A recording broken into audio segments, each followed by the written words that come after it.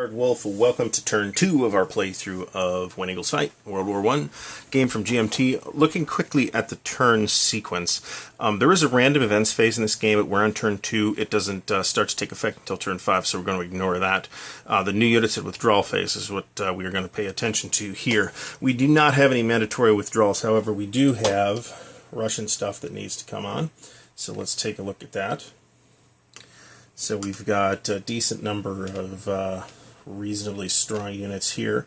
As we found, though, a lot of these, even these relatively tough, actually these guys have multiple steps, but the previous tough-looking infantry corps from last turn did not have multiple steps and just got rolled off to the afterlife.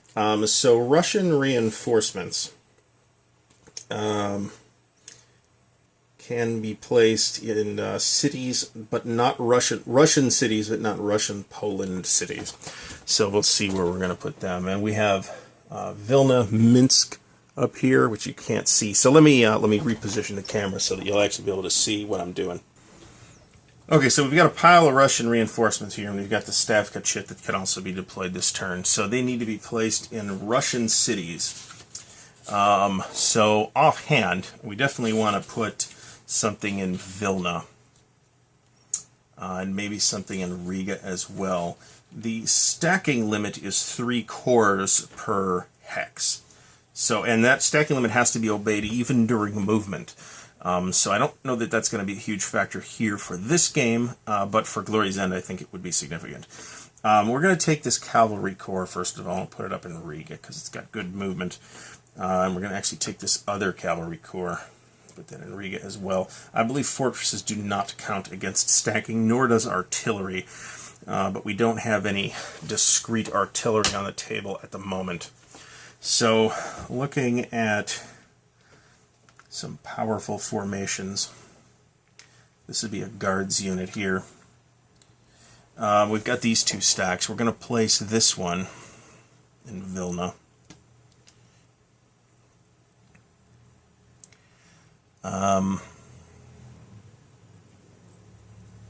And we're going to place the other one in a position to support the Austro-Hungarian frontier here, but I'm not sure where that's going to be. I can always put him in Minsk, which I actually like because then it has rail access. We'll put this guy, this 564, in Minsk as well, which brings Minsk to the stack limit. Those guys are well off the frontier. Now for German reinforcements, we can place these along the west map edge. So we'll reposition again and see what we're doing. Before I continue, let me fix a mistake that I made, which also fortunately doesn't have any real effect on gameplay as the game is played so far. These additional fortress units that come on as reinforcements, what these are you may choose when these are introduced, and only when they're introduced as reinforcements, to take the fortress personnel and turn them into an infantry corps. I placed both those infantry corps in the game, so I will haul the higher strength fortress units out of Posen and Thorn, and let's make sure they're in the right places, because I've already got the infantry corps on the table, so that's fixed. So we begin the Russian regular movement phase. The question that the Russians really have to answer, and it's just something I didn't think about closely enough when I was doing the Russian previous strategic movement and reinforcement, is whether they want to defend against the Germans or whether they want to attack against the Austro-Hungarians. And I kind of split the difference, so I'm going to make a small adjustment in that respect now. So we'll start by moving this guy down to the front against Austria-Hungary. 1, 2, 3, 4. This hex is where I'd like him to be, but he can't get there because it's a forested hex. So, but on the other hand, the rest of these guys, looking at these, can certainly move. But let's do our movement down here with against the Germans first, because some fairly serious shuffling is going to have to happen. Okay, so the road movement, those are railroads, not roads. So this is going to cost him 2, 3, and hold on. 2, 3, and I believe 4? 4. Okay. And these guys will move up to 4. Whoops, this guy can't move. He's a fortress. Fortresses do not count for stacking. But this unit who was in here will move up to form a less broken up front against the Germans.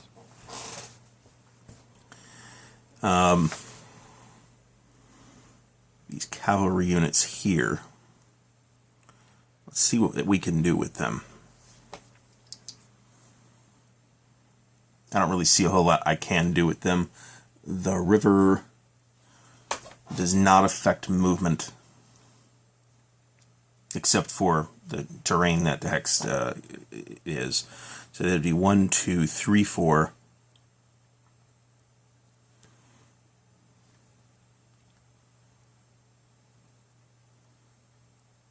5, 6. That will cut off any potential German flanking nonsense that has to happen. We've got these two guys up here. Well, one guy in Kovno who we want to get to the front. So 1, 2, 3.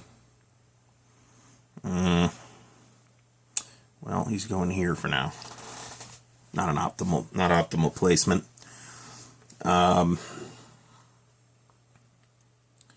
In this stack, we want to actually, let's see what we can do with that. 1, 2, 3, 4. 1, 2, 3, 4. No, that's not. It's not going to help us appreciably.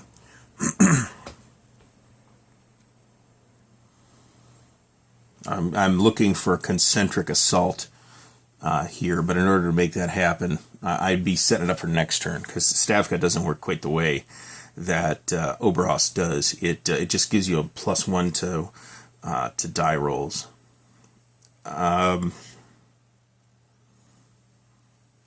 So I could get this guy up here, to try and form up that line, but at the same time, I got this guy in Vilna that I can probably do something with. At least get him to a different town. We'll put him up here. Okay, and we're good for the movement on the German front. I was wrong, we have one more unit to move. So we'll move this corps up here. Now I'm going to have to be real careful here, because this guy could end up out of supply. Well, you know, it's a good question. This guy's going to get supplied from Warsaw here, which is no problem the way the units are currently laid out, but he could get cut off relatively easily. And cut-off units are basically eliminated during the attrition phase, units that are out of supply. So that would be bad news. I'm going to keep him there. We'll see. Incidentally, and I'm not sure if I screwed this up or not, only 3 corps can put their factors into a single battle. Later on in the game, that becomes 2 corps, to sort of reflect the limited entrenchment that was happening on the Eastern Front.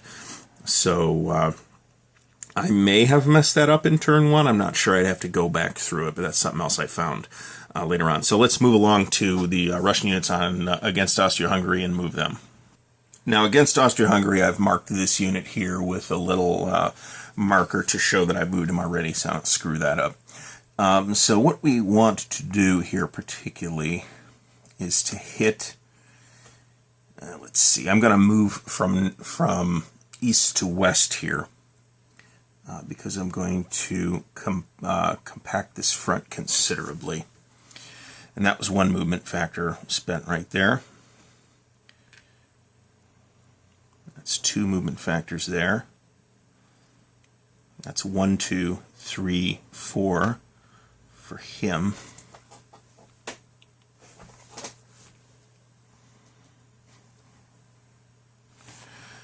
And actually we're going to move, let's see here, fortress stays where it is.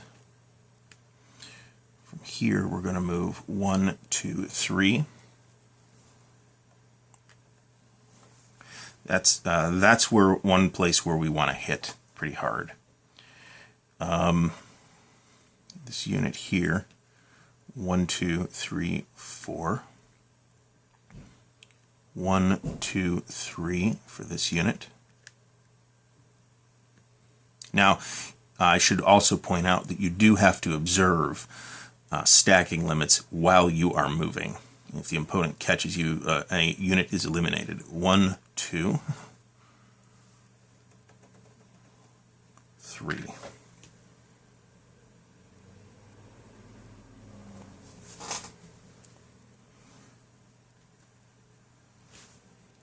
One, 2, 3 for him.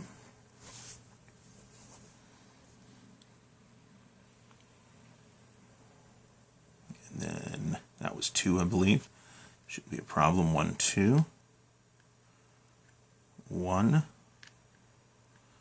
These guys will go 1, 2, 1, 2 for the forest, 3, 4 for the forest. And that completes movement for the Russians. And you can definitely see where they're massing their troops for an assault. It's going to be in this central sector down here, because they want this city, which is a victory city for them. On the turn record track, which I'll show you in time, if during the victory check they hold 3 Austro-Hungarian victory city hexes, they're not all cities, they will win the game at that time.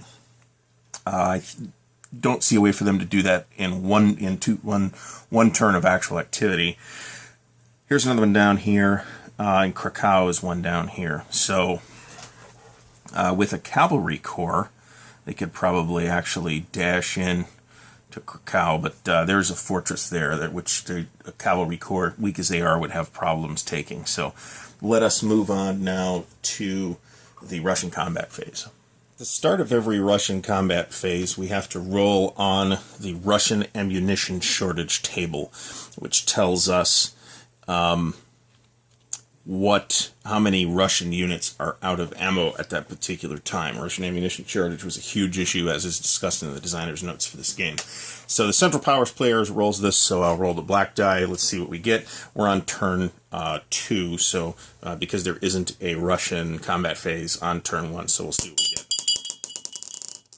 We have a 3. That's going to mean that 2 Russian units are out of ammo. The Russian player places 1, and the Central Powers player places the other. And they split them half and half, I should say. So if for some reason they roll 10, then the Central Powers player places 5, and the Russian player places 5. So let's see where those are going to go. One other thing that I have to do at the start of the Russian combat phase, actually before I check for ammunition shortage, is place the Stavka marker, which I'm going to use.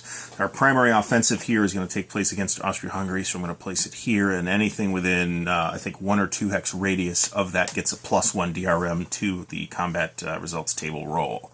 So now we will apply ammo shortage. Okay, so the Russian player will place his ammo shortage marker on the least disadvantageous unit, I think, and that's going to end up being this guy up here, because I forgot to move him, and I'm a proponent of the idea that you don't go back and make those changes later. The German, on the other hand, is going to place an out-of-supply unit, or out of ammunition. It's not out of supply. That would be a significant factor. So the real question is the out of ammo or ammo shortage modifier stays in place for the duration of the entire turn. So it will still be there, and that unit's factors will still be halved in the German side of the turn. So I think what we're going to do is place it here, okay, in an effort to try and break through there. And we may try and cut these guys off as well in the German turn, but we'll see how that works out. So that is placed, so let us see what we are doing for Russian combat up on the frontier with Germany. Here against the Germans, there are two attacks that I'm going to make. One is going to try to knock out this active corps, which is going to be a hassle, and the other is going to try and run this down right here. And I believe this unit is over a cavalry unit, actually. So there's only 4 factors there. We can apply 3 factors, 3 cores to the attack. So we have 5 here, and 5 from this top unit right here. Stavka does not apply to this particular fighting. So that's 15 against 4. 15 against 4, which is 3 to 1. So let's roll that up. Here's our roll for that 3 to 1 attack. Let's double check for modifiers here. No active corps defending. The cavalry unit could actually retreat, but it is not going to.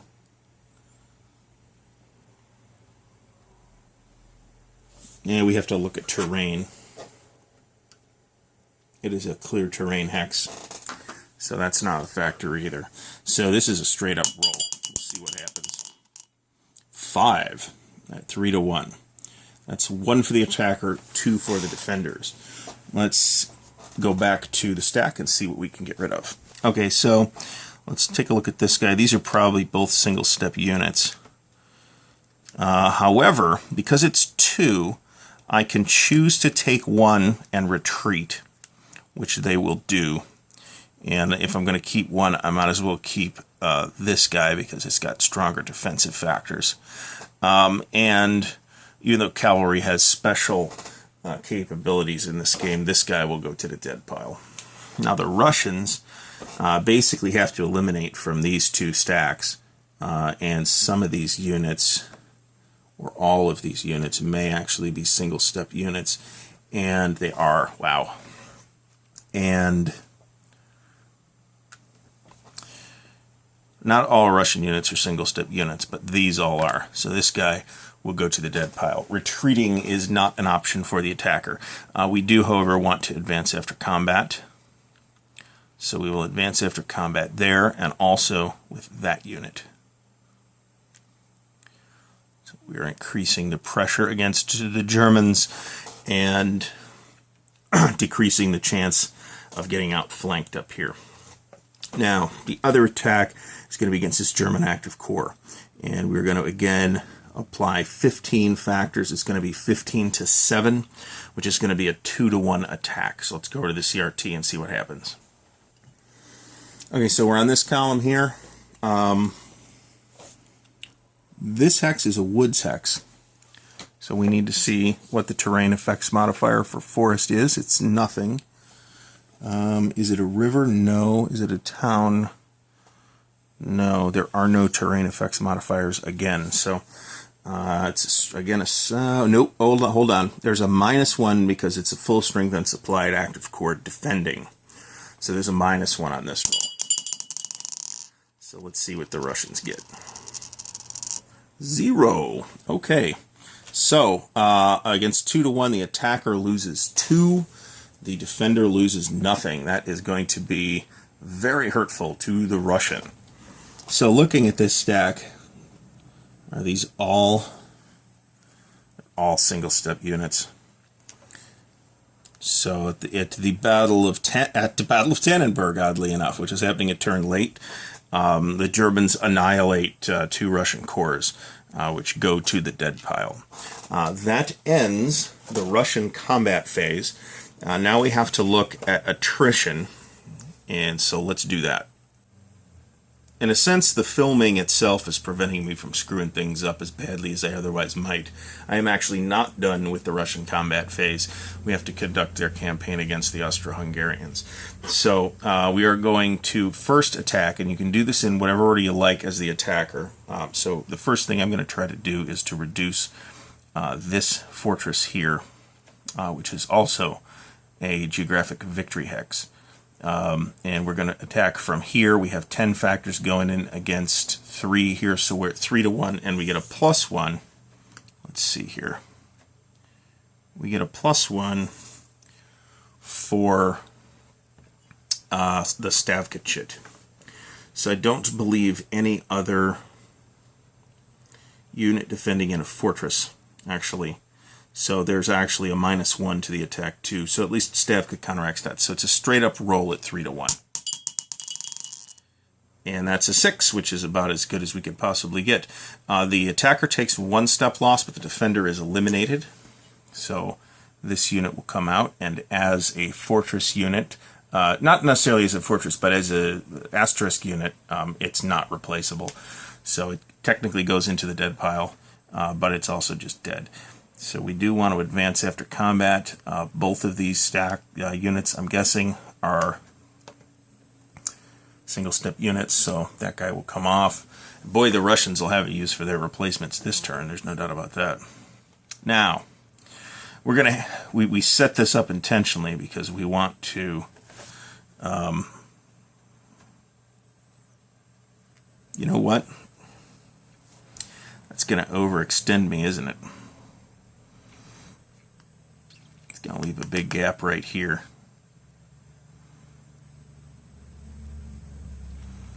That I will have to address.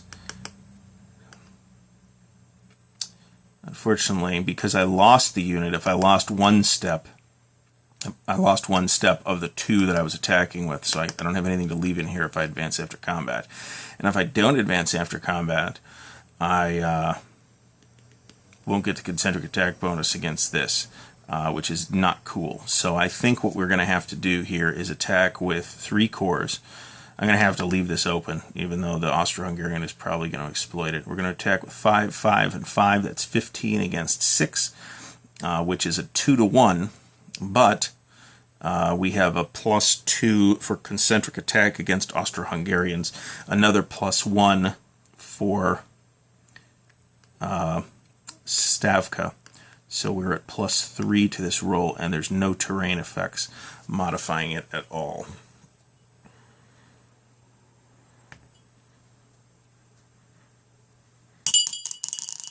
So that's 4. We have a 7 on the 2-1 column. The attacker takes a step loss, but the defender is eliminated. So these units will come off. This particular Austrian unit appears to be a double-step unit. That is, in fact, not correct. Basically, he goes off like this, and if you rebuild him, he comes back like this. So we'll put him face up, or face down in the dead pool, and then this guy is the same way. So we'll do that there. That blows a major hole in the Austro-Hungarian line right there. These again will be 1-step Russian units, and we have to do that. Defender eliminated. You can't eat that result and retreat with it. So, and it pushes that up there. So the Russians are definitely getting some push here. Now, looking around at their other opportunities, we have one more attack that we would like to make. Okay, so up here, we're going to attack this 2-factor unit with these 2 factors. That's going to be 11 versus 2. That's going to be 5-1. Let's check terrain real quick. There's a river, so that's going to be a -1. Stavka does not apply. So there's that. So let's see what we get. I'm trying to place the cup so you can actually see it here. It's 5-1 -1. That's a 2. That's 1 attacker loss, 2 defender losses. Okay, so the defender can't eat that, so that will come off and go into the dead pile. And I guess this unit is the weaker of the 2. It's a single-step unit. Both of these probably are. Actually, believe it or not, this is a 2-step unit. Finally, we've encountered one. So actually, let's put this guy back here. And then we'll advance that after combat.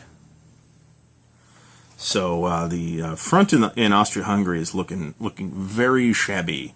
That actually does conclude the Russian combat phase. And looking over Russian units, nobody is out of supply at this time. And now is the time we would check. So that is our Russian attrition phase as well. So we will now move on to the Central Powers combat, the Central Powers turn. So let's deal first with our German movements opposite the Russians here. I'm sensing the opportunity to deal the Russians a fairly heavy blow here. So we're going to move this guy 1, 2, 3, 4 to there. We're going to move this guy 1, actually that's 2, 4 to there. This puts this unit in a relatively precarious supply position, but I'm willing to put up with that. We're going to take this active core and put it there for 2 movement points.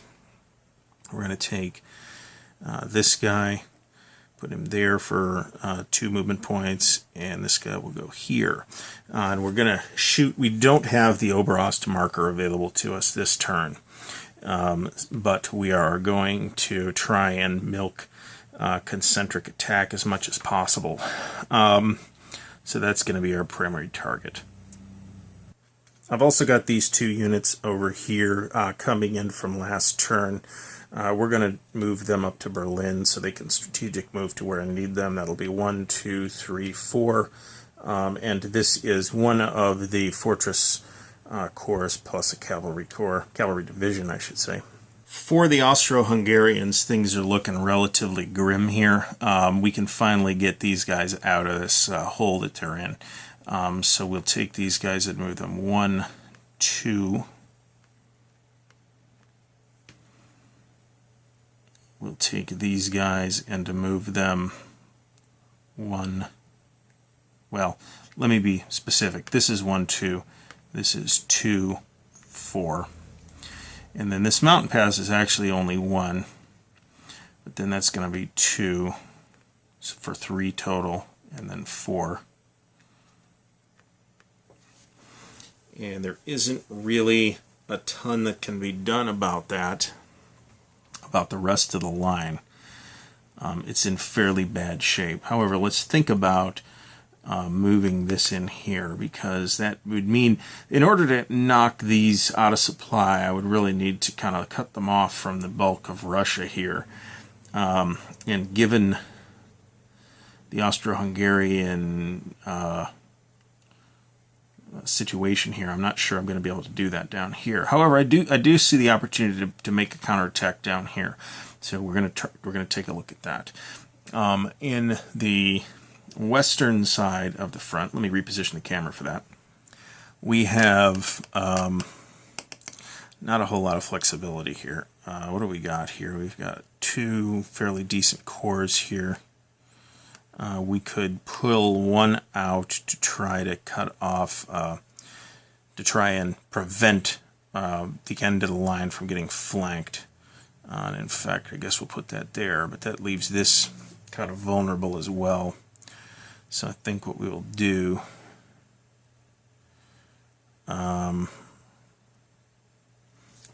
you know what, I think we're going to make a major adjustment here. I think we're going to pull most of the line back. That's 1, 2, 1, 2, 1, 1. And then we will pull these guys back strategically. 1, I think that's 3. Nope, that's just 2.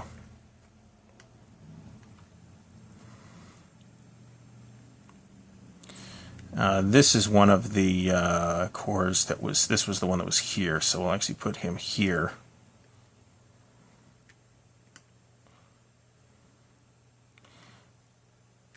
And go there. We're cut off by the Romanian border. The Romanians come into the game when the Brusilov offensive, or after the Brusilov offensive gets declared by the Russians, if it does.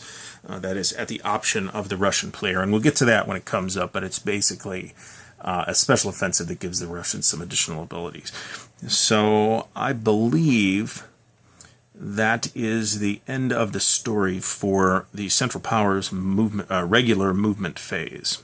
I've surrendered, I think, the ability to perform a serious counterattack here by pulling everybody back, but I'm happy with that. We didn't surrender any additional territory for Austria. Or, well, actually, that's not true. This is a victory city right here. So we're going to have to keep something there, aren't we?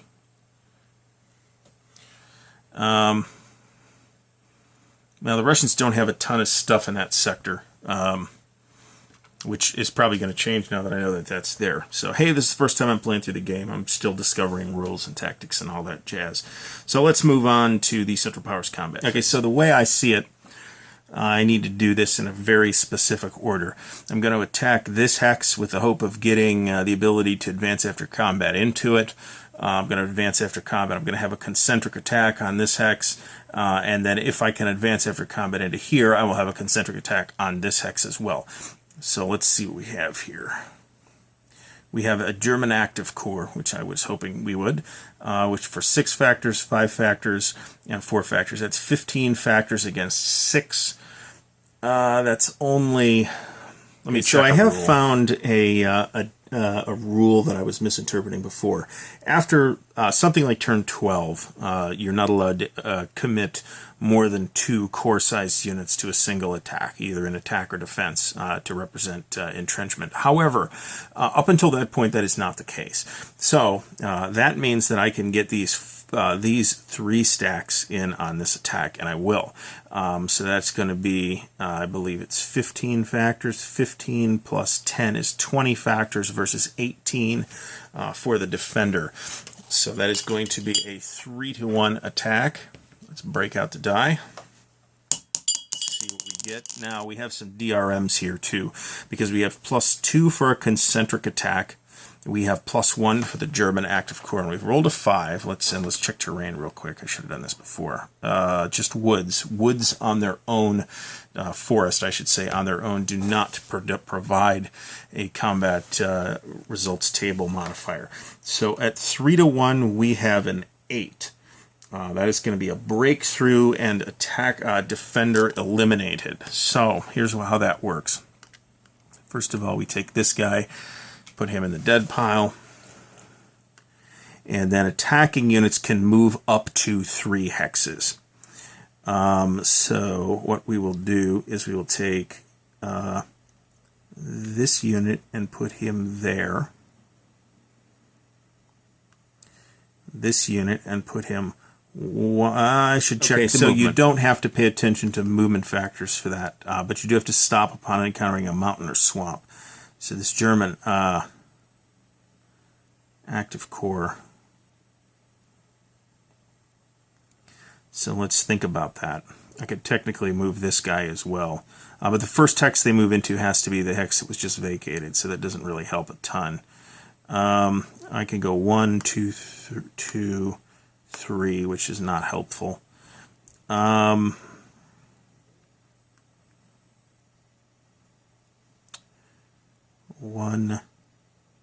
2. Okay. Now we have another attack here. I probably need to look this rule up too, because this is the concentric attack. I was thinking Oberost when I would actually have a separate attack with that. So I think I can't use that unless I don't qualify for concentric attack. So, oh well for that. I'm actually not going to look that up. I'm pretty confident in that rule. So we have 10 here versus 6 here. But this unit is out of supply, so there's actually no reason for me to attack that, because if this holds up during the next Russian attrition phase, which isn't until next turn, then that guy's out of supply anyhow. Are there any other attacks I wish to make with the Germans? I was thinking about attacking Warsaw this turn, but I didn't have really the meat on there to do it with.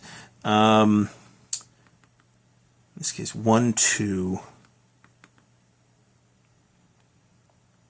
3. I'm happy with that, and that gives me more than enough stuff to reduce Warsaw. And I think the Russians are going to have a pretty tough time getting their way out of this one. So since we don't have any attacks we can legitimately make with the Austro-Hungarians, I believe we are done with the Central Powers player turn. Now this is turn 2, so we have to do a victory check on it. Let's see how that works. Okay, so the first thing we have to do is check for Russian victory. So does the Russian player control 3 or more cities in Germany? No. Does the Russian player control the number or more of Austro-Hungarian victory hexes listed for that turn on the turn record track, which in this case is 3? No. The Russian controls only 1 of those hexes. And at the end of game turn 24, if the Central Powers has not caused the Tsar to fall, then the Russian player wins. So that is irrelevant. Now we have an additional check that has to be made to see if the Tsar falls this turn. Now I'm going to make the roll anyway, even though he can't. There's a number on the turn track. For this turn, it's a revolution number of 8. So I'm basically going to roll d6, add anything in from events, which there have been no events yet, and add the number of Russian cities, like Lodz here, for example, that I control. And actually that reminds me to put down a Central Powers control marker on Lodz, because I control that. And actually I need to put a... not sure they've entered that city yet, so we'll worry about that later. So I add 1 to the die roll. Okay, the number is 8, it needs to be 8 or more. So I actually rolled as well as I could, and had I managed to take Warsaw this turn, the game would actually be over because the Tsar would have fallen right now, which would have been a really kind of dreadful for playthrough purposes. But that did not happen. So turn 2 is complete. I want to thank you for watching. Please stay tuned for turn 3, and by all means, subscribe to the channel. We've got more of this on the way. Thanks.